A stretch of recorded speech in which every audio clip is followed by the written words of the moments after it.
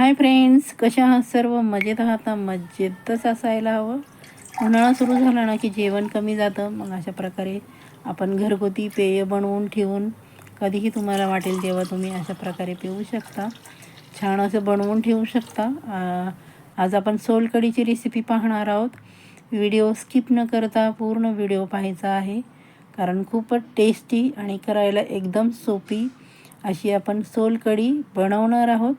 चला तर मग आपण रेसिपीला सुरुवात करूया. माझ्याकडे एक अख्खा नारळ होता. आपण नारळ वाढवलेले होते आणि खूप दिवसापासूनची इच्छा होती सोलकढी करायची. मग मी असे नारळ आहेत ते छान असे फोडून त्यामधले जे पीसेस आहेत ते जे कट करून घेतले आहेत. नारळ माझा जास्त खूप कोवळा होता, म्हणून त्याचे जे पाठचे भाग आहेत ते मी काढले नाही. तुमचं जर पूर्ण झालेला नारळ असेल तर त्याचे पाठचे भाग काढायचे, नाहीतर तुमचं जे सोलकढी थोडासा कलर बदलू शकतो. मी पाव चमचा जिरे टाकले आहेत आणि 7 ते 8 पाकळ्या लसणाच्या घातल्या आहेत आणि 2 मिरच्या मी चिरून येथे घालणार आहेत तुकडे करून, बघा अशा प्रकारे. आणि आपण थोडंसं पाणी घालून ते आपण छान असं मिक्सरला फिरवून घेणार आहोत. हे बघा अशा प्रकारे खूप छान होते आणि टेस्ट तर एक नंबर लागते. तुम्हाला हवं असेल तर येथे लसणाऐवजी तुम्ही आल्याचा वापर केला तरीही चालेल, पण मला आवडत नाही म्हणून मी येथे लसणाचा वापर केला. हे बघा अशा प्रकारे मिश्रण तयार केलं. खाली भांडं ठेवलं आहे आणि त्याच्यावर आपण स्वच्छ कपडा ठेवला आहे आणि छान असं आपण ते गाळून घेणार आहोत. तुम्ही जर चाळणीने गाळलं तर त्यामध्ये नारळाचे पीसेस जाऊ शकतात. त्यामुळं असं स्वच्छ कपड्याने ते पिळून घ्यायचं आहे. बघा किती छान असं घट्टसर आपलं नारळाचं दूध निघत आहे मैत्रिणींनो. एवढी टेस्टी लागते ना सोलकढी. आमच्याकडे आठवड्यातून 2 ते 3 वेळा बनवली जाते आणि पिली जाते उन्हाळ्यामध्ये. खूप छान अशी चव लागते त्याची, आणि महत्त्वाचं म्हणजे खूप एनर्जी मिळते ह्या पेयाने, सोलकढीने. सोलकढी म्हणजे सर्वांना आवडती अशी आहे आणि महत्त्वाचं म्हणजे कोकणातील स्पेशल रेसिपी आहे बघा. जे आगोळ आहे ते माझ्या बहिणीने दिलं आहे, त्यामुळं मी असं छान बनवते. हे बघा आपण दुसऱ्यांदा पुन्हा ते मिक्सरच्या भांड्यामध्ये ट्रान्सफर केलं आहे चोथा, आणि आपण थोडंसं पाणी घालून पुन्हा त्याची पेस्ट बनवली आहे.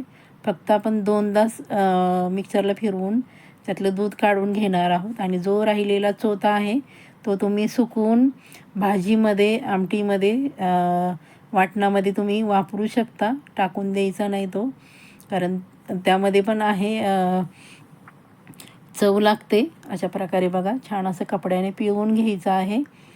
बघा किती सुंदर असं घट्टसर आपलं दूध निघत आहे बघा नारळाचं. खूप छान अशी टेस्टी आपली सोलकढी तयार होत आहे मैत्रिणींनो. हे बघा दूध बघू शकता आपण नारळाचं किती छान घट्टसर तयार झालं आहे बघा. माझ्याकडे बाजारातलं आगोळ होतं, म्हणजे माझ्या बहिणीने दिलेलं, कोकणामध्ये असते ती. मी ते वापरणार आहे. त्यासाठी आपण सैंधव मीठ घातलं आहे अर्धा चमचा, आणि हे बघा मी अर्धी वाटी कोकमचं आगूळ घेतलं आहे. बाजारातलं असल्यामुळं मी थोडंसं जास्त वापरलं आहे.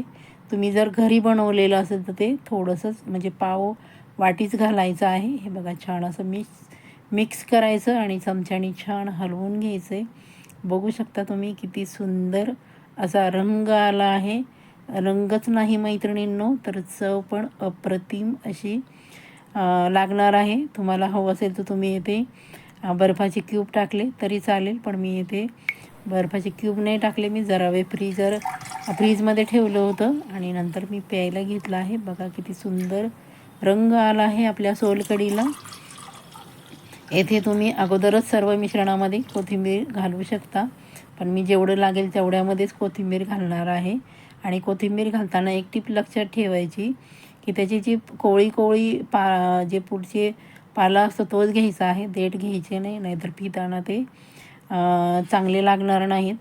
हे बघा किती सुंदर झाली आहे. चला तर मग रेसिपी जरा जरी आवडली तर एक छानशी कमेंट करा, लाईक करा, आणि एक सगळ्यांना नम्र निवेदन आहे, अजूनही आपण माझ्या चॅनलला व्हिजिट दिली नसेल तर पटकन व्हिजिट देऊन सबस्क्राईब करून घ्या, हाईप करा, आणि रेसिपी जरा जरी आवडली तर तुमच्या मित्रमैत्रिणींमध्ये शेअर करायला अजिबात विसरायचं नाही.